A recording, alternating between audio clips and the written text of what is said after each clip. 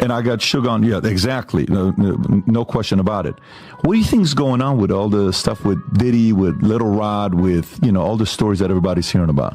You mean in terms of what? I mean, being raiding his house being raided. I mean, that's crazy. That's the craziest thing I'd ever. And then, hey, how about me? I wake up in the morning, I turn on the station showing Hector Cuba Gooding Jr. I was like, excuse me, pull me into this. I think whatever he's dealing with, he's on his journey, man. I think that God has got him on a path where I can't imagine that he's stupid enough to do whatever he's doing and keep it on his premises. I think that the raid and all of that stuff, only time will tell who was involved, who had been a frequent guest in these places and areas. It's funny because my lawyers said, every outlet in the world wants to talk to you. And again, I'm like, I'm not defining myself from some headline in the press. So I stayed quiet. And it's so funny. So I'll tell you a little story about who my girlfriend is. She gave Robert De Niro 3 grandkids. Her name is Claudine De Niro. She married his son, Raphael. They separated, and we've been together for a while. But she, at one point, ran Naomi Campbell's publicity. She, at one point, ran P. Diddy's publicity, right when he started doing the white party thing. Mm-hmm. He had just gotten freed from indictment, found not guilty. Did he? And he said to her, I'm going to die running with these niggas, man. I need you to help me with the white folks and the switch. And so she helped cultivate his new image. So they had a friendship for years. But I had never met him till probably 2019-20, just casually, Claudine and I. He invited us to his house. The pandemic was starting. The hip-hop community is experiencing increased friction between Jay-Z and 50 Cent, observing intently, wondering what the next episode would bring and how far this competition will go. An already intense dynamic is fueled by every new remark, interview, or subtle action from either side, fusing years of interpersonal conflict with intense competition at the pinnacle of the rap industry. Fans and insiders are on edge, waiting to see if this long-running fight will blow out into something bigger or permanently alter how both figures are perceived in the society. What began as sporadic barbs has developed into a slow-burning conflict that refuses to go away. It says that I had my shoulder on him and all this stuff, making it look sordid. Well, that picture, everyone in the room, there's probably 300 of us on the deck of P. Diddy's, I'm going to show you, on P. Diddy's boat, New Year's Eve. I went from one ship, Happy New Year. So I hung out with Tyson, and next ship, there's Drake. This ship had P. Diddy. He had his guy, his videographer. They're listening to music. And he says, hey, Cube, listen, you want to hear P. Diddy's new song? I said, yeah, sure. Sit down next to him. They didn't use this angle, which to me makes me laugh, because I go, oh, I get it. You made it look the way you wanted it to look. But that, and if you hold it, you know how you hold it and it does the thing where, can you hear all the people? If you tap it or something, it's a live picture. Do you see what I mean? It's like, here we are just listening to music. Finished, took the thing off, said whatever I said to him, left. That was it. But this guy who's suing him is going after the money, man. I'm sure. And by the way, I don't know P. Diddy's life. I don't know what he's going through. I don't know what the police are going to find on all of that. Were you guys close? Were you guys friends? Or we were acquaintances, just like I just showed you. Yeah. 2-3 times I've seen him. So it's... Oh, so Diddy, you've only seen him 2 or 3 times. That's what I'm saying.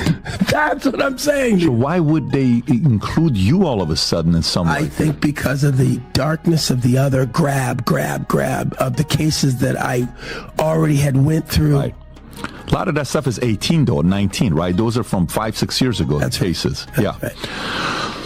And that was that at the peak of the Me Too movement, or was that pre-Me Too movement? That's right. Is Me that's Too right movement, when it kicked off. Yeah, right. That was crazy. Yeah. So it's going to be interesting to see what happens with Diddy. Oh, 100%. Yeah, 100%. but I did not know that you guys only hung out 2 or 3 times. That's it, man. And 50 was with you for your 56th birthday. I think you guys were hanging out together in Miami. Yeah, because we were in St. Bart's on that boat. But then in Miami, which is where I run around now, of course, I ran into 50, and he was promoting his champagne. I've seen Drake 100 times around town. He loves Miami. Yeah. Yeah. 50. I'm big with the rappers. How do you feel about 50? How's 50 like? It's so funny. I got a call from 50 who reached out to me and said, "We got to uplift our black entertainers and let's work together." And I said, "Great." So we'll see.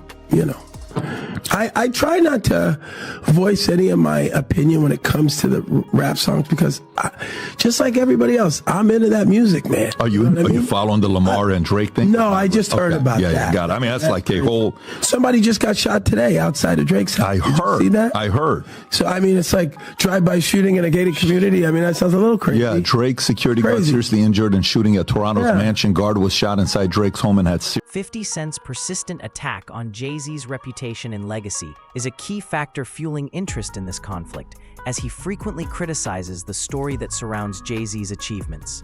50 continues to push discussions that put Jay-Z's choices under harsh scrutiny.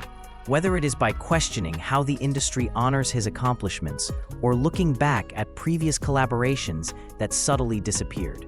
This is perceived by some as a classic 50 Cent provocation that is deliberate, harsh, and designed to stir up controversy. Others, however, think it indicates deeper divisions within hip-hop, where these two icons' perceptions of one another are still shaped by long-standing rivalries, conflicting egos, and unresolved past. Life-threatening injuries while the assailant fled in a vehicle. Yeah, I say to them, just like I said to Tupac when I saw him in the lobby of that hotel in Chicago, he said, "Hey man, help me man, give me some advice." I said, "Hey man, just remember your artistry first. I know you're getting caught up with all this madness, but you're an artist now." He said, "Thanks, Cube." He hugged me and he went off. And how old was he at the time? Well, 2-3 weeks later, he was gone. Oh, no shit. I saw him, and here's the second time I saw Tupac. This is a true story. Now, I don't like the conspiracy things. But that day, he was in a convertible, like Rolls Royce. He was at the stop site, and I was on a hockey tournament, so I was in Vegas as well, playing hockey, and the Tyson had his fight. And I jumped out of the car, and I ran up to his car. Pac, it's Cube! And all these cars, boom, boom, boom, boom, with the guns. Get out. No, that's Cuba Good, man. Hey, that's Cuba Good. And I go, "Oh, sorry, man." He goes, "You good?" I go, I'm good. I'm sorry, guys. Got in the car. So that happens that day when the sun's out, and at night they get shot and there's no cops around. Here. That's a true story. I was involved in that. So in the morning, few hours later, he's gone. Yeah. Yes. And so where were all of those undercover cops that pulled the guns on me when I tried to approach him sitting in his car convertible? What are you saying? I'm just saying it's weird that they were going to blow me away, and I'm Academy Award winner. That's all I'm saying. Yeah, because that's 96. So at 96, you're like everywhere. I'm the man. Yeah, you're the man in 96. Like, we don't care. Get away. Back up. That's crazy. Yeah. By the way, what did he pay you for Jerry Maguire? I forgot to ask you earlier. Was that your big payday? No. Yeah, at that point, $600,000. What's the biggest you made for a movie? Oh, Snow Dogs. I can't talk hell about Snow Dogs. Whoa, that was a good year. Well, that's a 1-2 hit, baby. 13 million total that year. Wow. I made a lot Get of money. out of here. Yeah. Good for you. You know that money's gone. Good. I already spent that money. Really? Yeah, $13 million. I understand. Yeah. I'm assuming you made some good investments. I made some investments, but that money. At the core of this contest is a conflict between pride, ambition, and two distinctly different approaches to success, with Jay-Z and 50 Cent each creating enormous empires via diametrically opposed strategies. Jay-Z's ascent is a result of careful planning, sophisticated partnerships, and precise control. 50, on the other hand, created his legacy by taking calculated chances, being direct, and having an unvarnished presence that keeps him at the forefront of cultural discourse. The tension is maintained by this contrast, which transforms every small action into a symbolic battle for influence in a field where authority is continuously being redefined.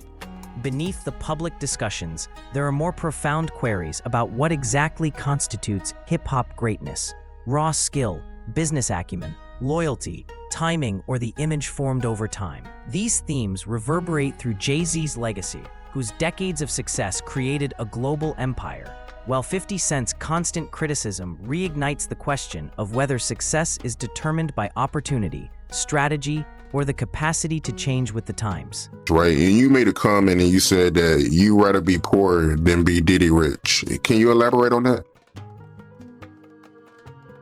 Bruh, I told this to this one guy the other day. I'd rather have a slow nickel than a fast dollar any day. My slow nickel put bread on my table. My slow nickel pays my mortgage. My slow nickel brings me home to my family. My slow nickel builds a community. We see what the fast dollar does. Being Diddy rich takes a guy that once name was Puffy, that after every tragedy he had in his life, he had to change his name. Puffy, Puff Daddy, Diddy, Brother Love, Love. Puffy, from the DC tragedy, went to when those kids was trampled over. I think 1 or 2 kids died at a function in DC that he gave. Puffy. City College. Puff Daddy. Diddy. Biggie. Becomes named to Diddy.